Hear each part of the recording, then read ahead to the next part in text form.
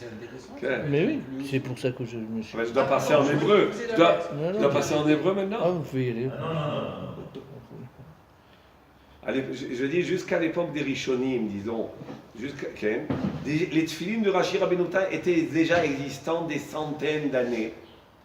Et on ne sait pas jusqu'à où ça remonte. Si on parle de Baït Sheni qu'il y avait déjà dans les fouilles et des comme ça et des comme ça, on ne sait pas jusqu'à où ça remonte.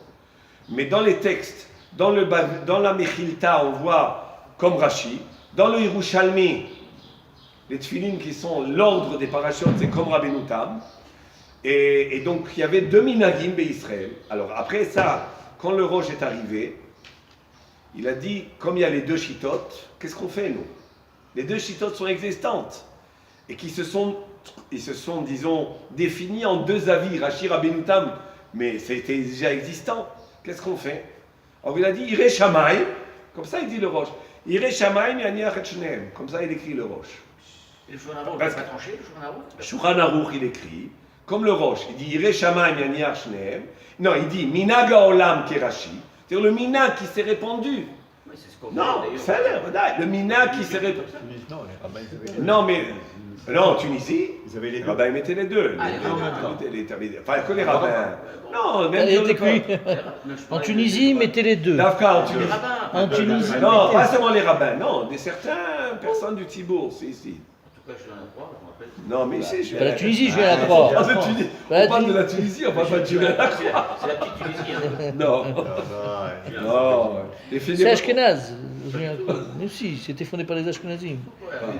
Ils ont laissé après les Tunisiens un petit peu. Oh, mais c'est certain, en Tunisie. Mais je te montre des photos de rabbinim tunisiens avec les deux. Ça, c'est clair et net qu'ils mettaient les deux. Ah non, ils mettaient les deux, c'est sûr. Et tu te rappelles pas, voilà, il se rappelle qu'il y avait les deux. Il était en Tunisie. Les rabbins, je te parle Mais des c'est pas que les rabbins, des Iré Shamaim, dans le petit bout, il y avait des gens qui mettaient deux. C'est rare en général. Parce que c'était plus tard, vous parlez d'une Ouais, d'une moi, Tunisie francisée. Voilà, c'est ça. C'est plus tard, mais avant il y avait plus. Et à Djerba, comment ils Alors faisaient? maintenant, Rav Yosef Karo, il a écrit Minaga Olam Kerashi, Iré Shamaim Yaniach Neem. Après ça, il dit, mais ne mettre les deux ne fera ça que quelqu'un qui est connu comme un chassid. Ah, attends, on n'a pas terminé l'affaire. On n'a pas terminé l'affaire. Alors il y avait un des Baalei Tosfot qui était tellement intrigué, parce que c'est une mitzvah importante. Celui qui ne met pas les tefilines, Karkafta de l'Omanar tefilin, la Gemara dans Rosh Hashanah, etc. Il était très intrigué, il a fait Sheelat Chalom. Un des Baalei Tosfot qui s'appelait Rabbi Yaakov, d'une ville de France, d'Itro. Okay? Même en France, il faisait le Sheelat Chalom au Moyen-Âge. Okay? Et il a demandé, la Shamaï, dites-moi, lesquels c'est les vrais tefilines? Je veux même faire la mitzvah. On lui a répondu dans le songe, okay, que les anges disent comme Rashi et Akadosh Baruch Hu, il dit comme Rabbeinu Tam. Voilà. On n'est pas sortis d'auberge. On n'est pas C'est sortis. une réponse intéressante, je l'ai. c'est- Incroyable. voilà. Incroyable. Mais Bémet dans le Zohar, c'est écrit que Prinat Tfilin Rabbeinu Tam, c'est Prinat Olam Haba. C'est-à-dire c'est le Yovel. C'est plus Yovel que...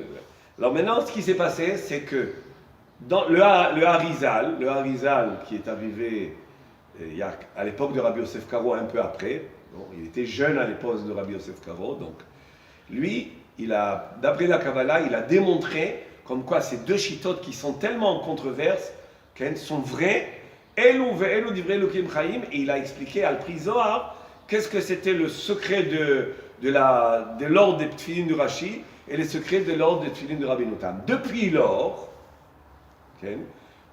on sont venus les rabbanim sfaradim, surtout du Moyen-Orient, Eretz Israël, Syrie, Irak, Égypte et Tunisie, ça a compris la Tunisie, surtout là-bas, où ils ont adopté ce qu'il a dit le Harizal de mettre les deux, et c'était les deux en même temps, qui était très courant en Eretz Israël. C'est pas simplement les rabbanim, mais dans tous ces trucs-là. En Ashkenaz, eux aussi, pas tout le monde, mais je veux dire, beaucoup ont commencé à mettre les deux. Et le Baal Shem Tov, il en a fait de ça une obligation, de mettre les deux. Et tous les chassidim qui ont dit de mettre les deux, mais pas en même temps. L'un après l'autre. Le Rav Frida, qui est on peut dire le Rav des Sfaradim qui a été, disons, le plus admis, pratiquement chez tous les Sfaradim, aussi bien d'Afrique du Nord que du Moyen-Orient. Okay? Il dit que ce qu'il a dit, le Rabbi Yosef Karo, que ne fera ça que celui qui est Mefouzam et Chassidut, ça c'est tant qu'on n'avait pas eu les instructions du Harizal. Mais maintenant que le Harizal il a dit que les deux sont vrais, d'après le Sod, il a confirmé un petit peu le rêve du Baal Tosfot en réalité. Ce que je vous ai dit, ce rêve-là, le Harizal, sans le ramener, il ne parle pas de rêve, le Harizal, il a confirmé que les deux, d'après la halacha, il y a deux avis, donc. Mais le problème, c'est que de faire les deux avis, c'est un petit peu, ça pourrait être un peu yohara. Comment on dit yohara en français? Orgueil religieux. Et le Rav Frida, il dit qu'il n'y a plus d'orgueil. Pourquoi? Parce que depuis que le Harizal, il a dit ce qu'il a dit, cette anaga, c'est tellement répandu qu'aujourd'hui, il n'y a plus de yohara. Et ça, il le dit, je parle du Rav Frida il y a 250 ans, 300 ans. Qu'il n'y a plus de yohara là-dessus. Est venu le Rav Ovadia. Maintenant, tous les Mekoubalim, enfin, beaucoup de Sfaradim mettaient déjà les deux. Et le Rav Ovadia, il est venu, il a dit que de mettre les deux ensemble, c'est bien, mais il y a des problèmes. Pourquoi? Parce que d'abord, il y en a qui ne savent pas les mettre toujours comme il faut à l'endroit. Vous avez vu, ceux qui mettent les deux, ça peut aller dans tous les sens. Et on risque carrément de ne pas faire la mitzvah. Deuxièmement, il y en a, d'après le Shulchan Aruch, si tu es mechaven que les deux sont émettes, c'est un problème de baltosif. Il faut que tu mettes l'un et tu penses que ça, ou si c'est cela, c'est les bons, ou cela les bons, mais que tu penses que les deux sont bons, alors il y a un problème de baltosif. Alors d'après le Harizal, il faut que tu sois mechaven que les deux sont émettes. Le Ben Ishraï, là ce que je vous l'ai dit tout à l'heure, le Ben Ishraï, il dit, Rabbi Nosef Ephraim, il dit quelque chose d'un petit peu révolutionnaire. Il dit en réalité, depuis Moshe Rabbeinu jusqu'à l'époque de Gaonim, on mettait les deux ensemble.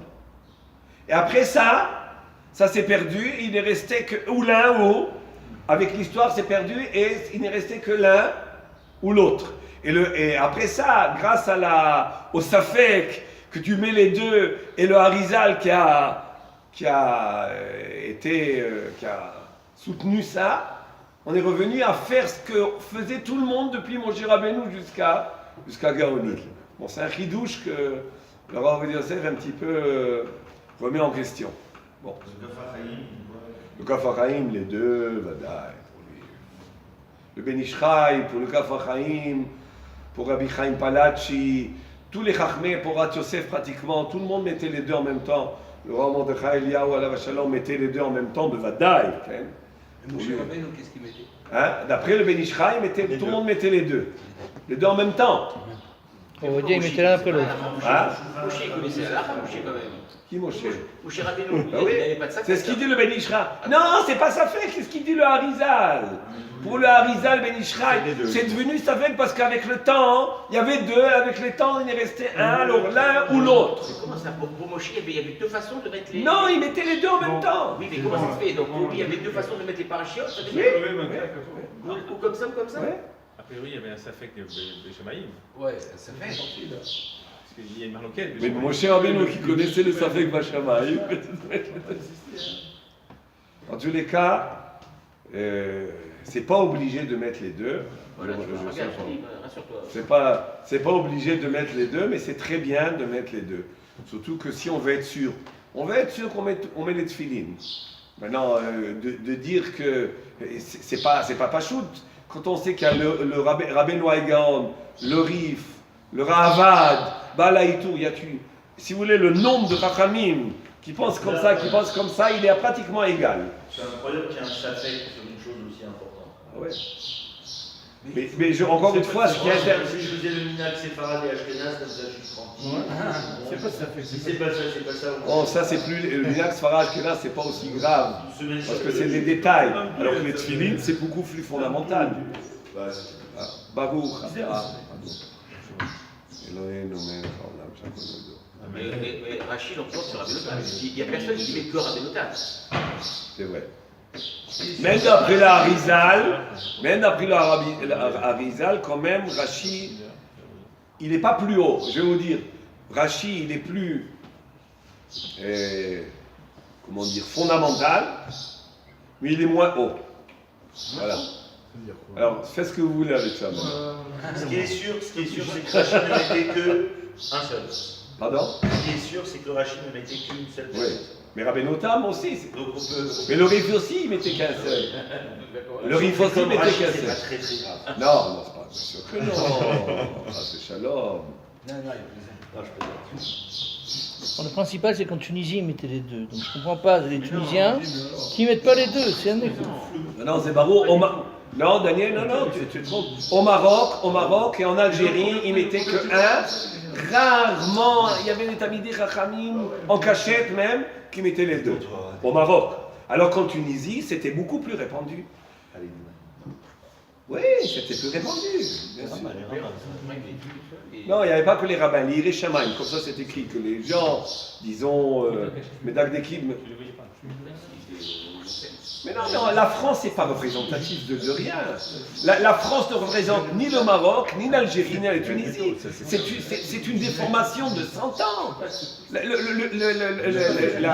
La tradition tunisienne, algérienne, marocaine, turque, tout ce que vous voulez, tout ce que vous voulez, après elle est passée par 100 ans, les 100 ans d'influence extérieure, mais vous imaginez, vous, il y a 100 ans, il y a 150 ans, il n'y avait pas une femme tunisienne sans Kisui Roche. Il y a 70 ans, il y avait rarement une femme avec Kisui Roche. C'est pas la même époque.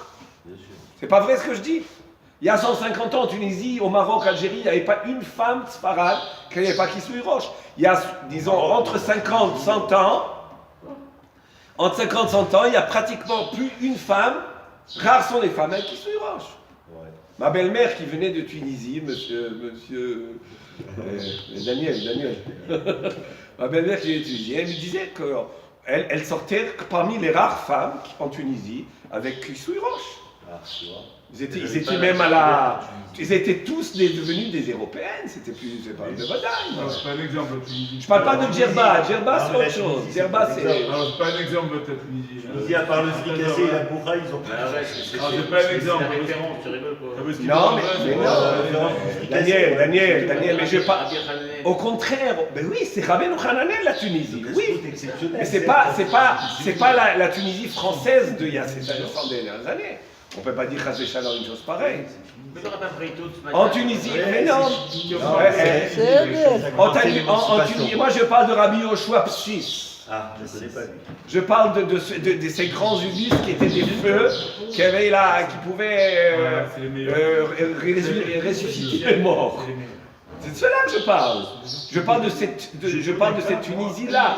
Je parle de Raphaël Nkawa au Maroc, ou de Rabbi Chaim Pinto d'époque, ou en Algérie, il y avait des rabbins illustres, comment ils s'appellent, Ben David, David Vechana, tous ces rabbinim-là qui avaient à Tlemcen il y a 100-150 ans, ça n'a rien à faire avec l'Algérie que vous avez connue. Même l'Algérie de Aaron, c'est une autre Algérie. Mais il faut pas se tromper là, on se trompe complètement. Ça n'a rien à faire. On lui donne des fricassés, c'est mieux. Un peu de bourra. Demain, Comme vous dites en Tunisie, c'est une Tunisie, c'est toute l'Afrique du Nord, c'est un Khaloued. Mais bien sûr. Daniel, demain. Il faut mieux faire une chose bien que une chose bien.